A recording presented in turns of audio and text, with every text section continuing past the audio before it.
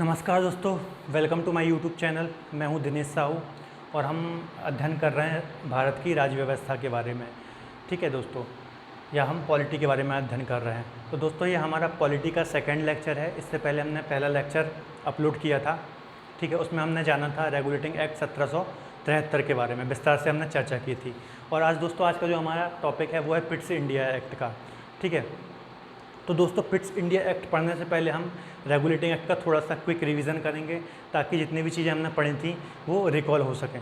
तो दोस्तों इसके अंदर अगर हमने पहले कारण जाना था कि रेगुलेटिंग एक्ट लाने के पीछे ब्रिटिश संसद का कारण क्या था। तो दोस्तों सबसे पहले इस एक्ट में आप एक चीज़ याद रखिएगा कि जो ये एक्ट लाया गया था, ठीक है, ये लाया गया था किसके द्वारा, मतलब ये एक्ट बनाया था वो ब्रिटिश संसद या ब्रिटिश सरकार ने बनाया था और इसे लागू ईस्ट इंडिया कंपनी ने किया था। तो ब्रिटिश सरकार को ऐसी क्या ज़रूरत पड़ गई थी कि उससे यह एक्ट बनाना पड़ा। तो जो ईस्ट इंडिया कंपनी के अधिकारी थे वो बहुत ज़्यादा भ्रष्ट और निरंकुश थे। ठीक है, एक ये कारण था और दूसरा कारण ये था कि जो ब्रिटिश सरकार थी वह कंपनी के कार्यों को नियंत्रित भी करना चाहती थी। तो ये दो कारण, मुख्य कारण थे जिसके चलते ब्रिटिश सरकार ने ईस्ट इंडिया कंपनी के लिए या फिर भारत में प्रशासन करने के लिए यह एक्ट बनाया। इसके बाद दोस्तों इसके हम यदि प्रावधान की बात कर लें तो हमने पढ़ा था दोस्तों कि बंगाल का जो गवर्नर था, ठीक है, उससे अब बंगाल का गवर्नर जनरल कहा जाने लगा क्योंकि इसकी शक्तियों में इजाफा किया गया था और शक्तियों का केंद्रीकरण किया गया था। इसके बाद दोस्तों जो एक गवर्नर जनरल परिषद बनाई गई जिसमें सदस्य संख्या 4 हुआ करती थी। ठीक है दोस्तों, यह गवर्नर की सहायता के लिए बनाई गई थी। इसके बाद दोस्तों अगला पॉइंट था कि कोलकाता में एक सुप्रीम कोर्ट की स्थापना की गई थी जिसके जज एलिजा एम्पे थे। इसके बाद दोस्तों जो कंपनी के अधिकारी थे उन्हें रिश्वत, निजी व्यापार तथा भारतीयों से उपहार लेने पर बैन कर दिया गया। ठीक है दोस्तों, तो ये दोस्तों कुछ मुख्य कारण थे। इसके अलावा दोस्तों एक और पॉइंट था कि 20 वर्षों के लिए कंपनी को राजनीतिक व व्यापारिक एकाधिकार दिया गया। ठीक है, अब भारत में सिर्फ ईस्ट इंडिया कंपनी ही व्यापार व प्रशासन कर सकती थी। तो ये कुछ मुख्य पॉइंट थे। इसके बाद दोस्तों आज का हमारा टॉपिक है पिट्स इंडिया एक्ट, 1784 में आया था। तो दोस्तों सबसे पहले हम बात कर लें इसके नाम की, पिट्स इंडिया एक्ट नाम कैसे पड़ा। तो दोस्तों जो उस टाइम पे ब्रिटेन के प्रधानमंत्री थे, ठीक है, ब्रिटेन के जो प्रधानमंत्री थे वो थे विलियम पिट्स दी यंगर। ठीक है, तो इन्हीं के नाम पर इस एक्ट का नाम पिट्स इंडिया एक्ट पड़ा क्योंकि इनके नाम पर भी पिट्स था। तो विलियम पिट्स दी यंगर थे, इन्होंने ही इस अधिनियम को बनाया था। ठीक है, तो इन्हीं के नाम पे इस एक्ट का नाम विलियम पिट्स इंडिया एक्ट पड़ा। दोस्तों इस एक्ट का हम कारण जान लें कि इस एक्ट को लाने के कारण क्या थे। तो दोस्तों जब भी कोई नया एक्ट आता है, ठीक है, तो उसके पीछे भी कोई ना कोई कारण होता है। तो दोस्तों देखिए, जब भी आप संविधान भी पढ़ेंगे हम आगे, तो हम देखेंगे वर्तमान में जो हमारे संविधान में है 100 से ज़्यादा अमेंडमेंट या संशोधन हो चुके हैं, है ना। तो दोस्तों क्या कारण होते हैं कि किसी भी चीज़ में संशोधन करने पड़ते हैं या नया एक्ट लाना होता है।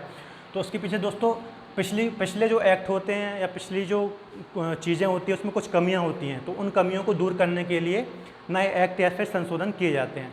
तो उसी प्रकार से 1773 को जो रेगुलेटिंग एक्ट था उसमें कुछ कमियां रह गई थी, तो उन्हें दूर करने के लिए, ठीक है, 1784 का यह एक्ट लाया गया था। इसके बाद दूसरा कारण दोस्तों ब्रिटिश संसद का कंपनी के ऊपर नियंत्रण बढ़ाना। तो दोस्तों ब्रिटिश संसद चाहती थी कि हम जो ईस्ट इंडिया कंपनी है, ठीक है, इसके ऊपर नियंत्रण अपना और बढ़ा सकें। ठीक है, तो अपने आप को और पावरफुल करने के लिए उसने यह एक्ट लाया। तो ये हम दो मुख्य कारण थे। इसके बाद दोस्तों यदि हम प्रावधान की बात कर लें तो इसका जो पहला प्रावधान था दोस्तों, इस एक्ट के द्वारा पहली बार द्वैध शासन या फिर ड्यूअल सिस्टम, है ना, हमें देखने को मिला। देखिए दोस्तों, जहाँ जहाँ ज़रूरत पड़ेगी मैं इंग्लिश टर्म भी यूज़ करते जाऊँगा ताकि इंग्लिश मीडियम वालों को दिक्कत ना हो। तो द्वैध शासन का प्रारंभ किया गया। तो इसके अंतर्गत दोस्तों बोर्ड ऑफ डायरेक्टर और बोर्ड ऑफ कंट्रोलर, ये दो बॉडी बनाई गई, है ना, दो बॉडी में डिवाइड किया गया जो संपूर्ण प्रशासन या व्यापार चल रहा था। तो दोस्तों बोर्ड ऑफ डायरेक्टर का काम क्या था, यह व्यापारिक मामले देखते थे और जो बोर्ड ऑफ कंट्रोलर थे ये राजनीतिक या प्रशासनिक मामले देखते थे। ठीक है, इसे बोलेंगे ट्रेड अफेयर्स, ठीक है, और इसे बोलेंगे हम एडमिनिस्ट्रेटिव अफेयर्स। ठीक है दोस्तों, तो बोर्ड ऑफ डायरेक्टर और बोर्ड ऑफ कंट्रोलर दो बॉडी बनाई गई। तो बोर्ड ऑफ डायरेक्टर थे, व्यापारिक मामले देखते थे। इसके अंतर्गत दोस्तों कंपनी के कौन होते थे, शेयरधारक, जो कंपनी के शेयरधारक होते थे वो होते थे, ठीक है, बोर्ड ऑफ डायरेक्टर के अंतर्गत। और जो बोर्ड ऑफ कंट्रोलर होते थे दोस्तों, इसमें 6 सदस्य हुआ करते थे जो ब्रिटिश क्राउन या राजा हुआ करते थे, उनके द्वारा ये नामित होते थे। ठीक है, तो जो ब्रिटिश क्राउन होता था दोस्तों, वह इन 6 सदस्यों को नॉमिनेट करता था या फिर नामित करता था। इसके बाद दोस्तों अगला पॉइंट है गवर्नर जनरल परिषद की संख्या में कमी की गई। जब मैंने आपको रेगुलेटिंग एक्ट 1773 के बारे में पढ़ाया था, तब बताया था कि जो गवर्नर जनरल की परिषद, इसमें कमी देखने को मिलेगी आपको। तो उस टाइम सदस्य संख्या 4 थी और पिट्स इंडिया एक्ट में इसकी सदस्य संख्या 3 कर दी गई, मतलब एक सदस्य की कमी की गई। इसके बाद दोस्तों अगला पॉइंट है कि कोलकाता को राजधानी क्षेत्र बनाया गया। ठीक है दोस्तों, तो इस एक्ट के द्वारा जो कोलकाता है, बंगाल के अंतर्गत आता था, उसे राजधानी क्षेत्र घोषित किया गया। इसके बाद अगला पॉइंट है दोस्तों, पहली बार भारत को ब्रिटिश आधिपत्य क्षेत्र कहा गया। ये दोस्तों काफ़ी इंपॉर्टेंट पॉइंट है, एग्जाम में पूछा जाता है कि पहली बार कब भारत को ब्रिटिश आधिपत्य क्षेत्र, या फिर इंग्लिश में बोलेंगे ब्रिटिश पोजीशन इन इंडिया, कब बोला गया। तो 1784 के पिट्स इंडिया एक्ट के द्वारा पहली बार भारत को ब्रिटिश अधीनस्थ आधिपत्य क्षेत्र बोला गया। तो दोस्तों ऐसा क्या, एक्चुअली देखिए दोस्तों, रूल तो अंग्रेज बहुत पहले से कर रहे थे, ठीक है, और इसके पहले भी एक्ट आ चुका था, ठीक है, और पहले से उनका आधिपत्य था, लेकिन ऑफिशियली कब कहा गया, 1784 के एक्ट के द्वारा ऑफिशियली उन्होंने कहा कि जो इंडिया है हमारा आधिपत्य क्षेत्र या फिर ब्रिटिश आधिपत्य क्षेत्र है। तो दोस्तों इस एक्ट के महत्व यही है कि इस एक्ट के द्वारा जो ब्रिटिश संसद या ब्रिटिश सरकार थी, वो ईस्ट इंडिया कंपनी में और ज़्यादा नियंत्रण करना चाहती थी। तो दोस्तों इसमें यही 3-4 पॉइंट हैं। इसके बाद दोस्तों अगला जो हमारा अधिनियम है वह है 1786 का अधिनियम।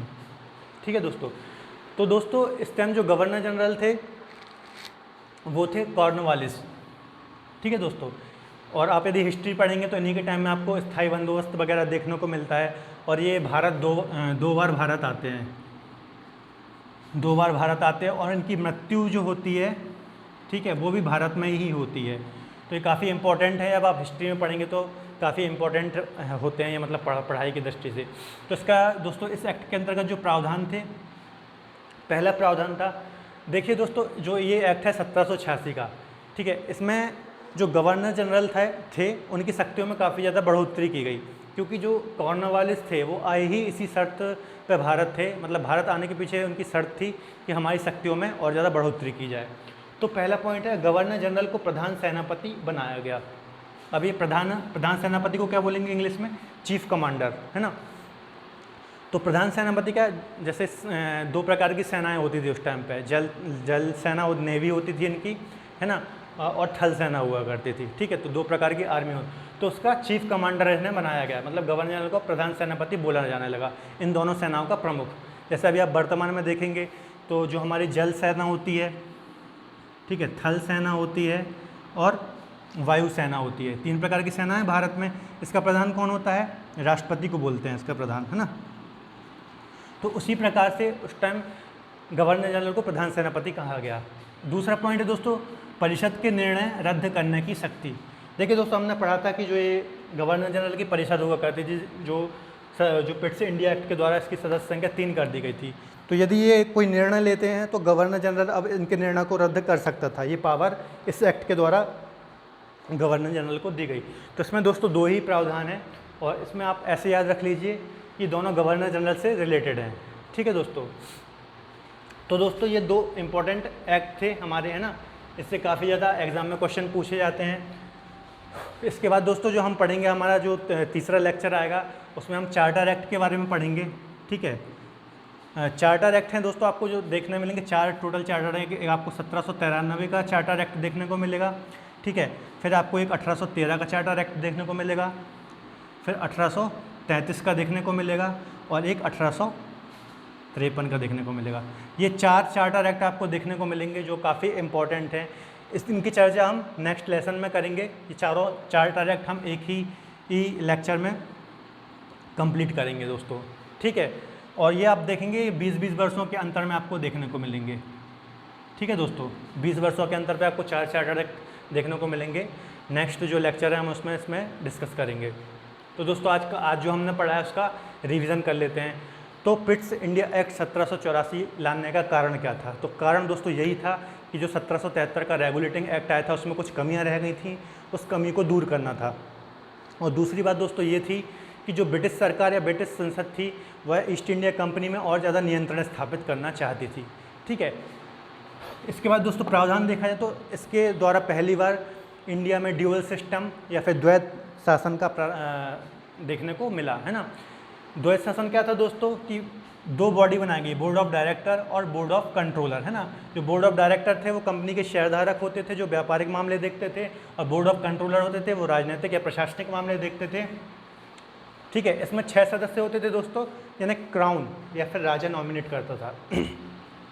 ये दोस्तों काफ़ी इंपॉर्टेंट पॉइंट है कि जो ये 6 सदस्य होते थे बोर्ड ऑफ कंट्रोलर में, है ना, इन्हें राजा नॉमिनेट करता था या जो ब्रिटिश क्राउन होता था। इसके बाद दोस्तों अगला पॉइंट हमने पढ़ा कि जो गवर्नर जनरल की परिषद थी, ठीक है, उसमें सदस्य संख्या में कमी की गई, तो 4 से 3 कर दी गई। इसके बाद दोस्तों राजधानी को कोलकाता बनाया गया और पहली बार भारत को ब्रिटिश पोजीशन या फिर ब्रिटिश अधिपत्य क्षेत्र कहा गया। इसके बाद दोस्तों हमने 1886 के एक्ट के बारे में डिस्कस किया। ठीक है, इस समय गवर्नर जनरल थे कॉर्नवालिस थे, ये इस शर्त के साथ भारत आए थे कि ईस्ट इंडिया कंपनी के जो गवर्नर जनरल हैं उनकी शक्तियों में इजाफा किया जाए।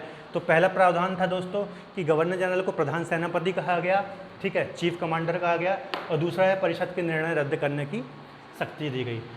तो दोस्तों ये 2 एक्ट थे आज जो हमने डिस्कस किए। इसके बाद हम चार्टर एक्ट के बारे में डिस्कस करेंगे दोस्तों। तो दोस्तों मैं आपको बता दूं जो हम यहाँ पे पढ़ रहे हैं इसमें हर एक छोटा से छोटा पॉइंट कवर कर रहे हैं, और ये आप चाहे यूपीएससी हो, स्टेट पीएससी हो, एसएससी हो, रेलवे हो, सब इंस्पेक्टर हो, कोई लोकल एग्ज़ाम हो, हर एग्ज़ाम की दृष्टि से मैंने हर एक फैक्ट कवर कर रहा हूँ यहाँ पे जो इम्पोर्टेंट है, जो एग्ज़ाम में आ सकता है ना दोस्तों। और दोस्तों मैं आपको बता दूँ कि जो हम अभी कुछ टाइम बाद हिस्ट्री और जियोग्राफी भी स्टार्ट करने वाले हैं, है ना, तो आप हमारे चैनल को सब्सक्राइब कर लीजिए। और ये पॉलिटी हम टोटल एक जो पॉइंट है हम हर चीज़ कवर करने वाले हैं इसके बाद, है ना, तो हम पूरी डिटेल में चर्चा करेंगे। तो आप हमारे चैनल को सब्सक्राइब कर लीजिए। और यदि आपने पहला लेक्चर नहीं देखा है तो आप पहले वो जाकर देखें, फिर सेकंड लेक्चर देखें। धन्यवाद।